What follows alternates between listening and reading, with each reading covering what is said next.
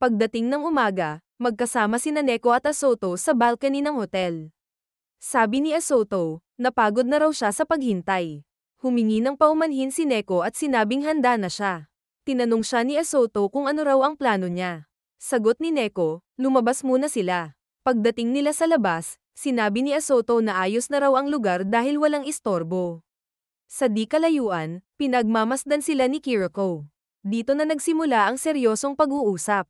Tinanong ni Neko kung bakit siya sinaksak ni Asoto. Ngumiti lang si Asoto at sinabi na dahil bad mood lang daw siya nung panahon na iyon. Pero hindi pa rin siya tinigilan ni Neko.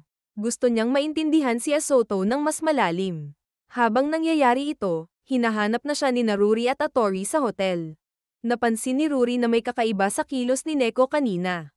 Nag-volunteer si Atori na hanapin siya. Balik kanila Neko, inilabas ni Neko ang case file ni Asoto.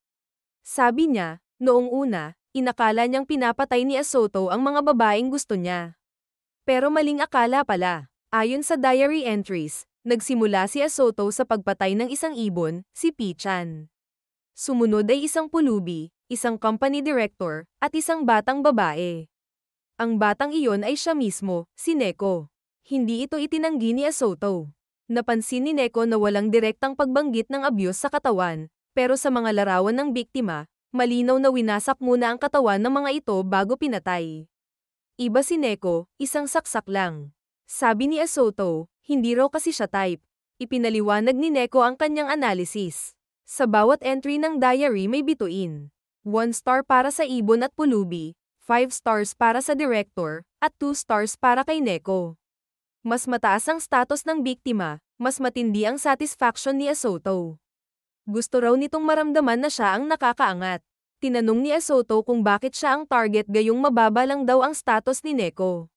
Sabi ni Neko, marahil ay dahil mababa rin ang tingin ni Asoto sa sarili niya. Matalino siya, mayaman, at promising medical student, pero hindi niya kailanman naramdaman na enough siya. Ikwento ni Asoto na kahit palaging first place siya, hindi siya pinupuri ng mga magulang niya.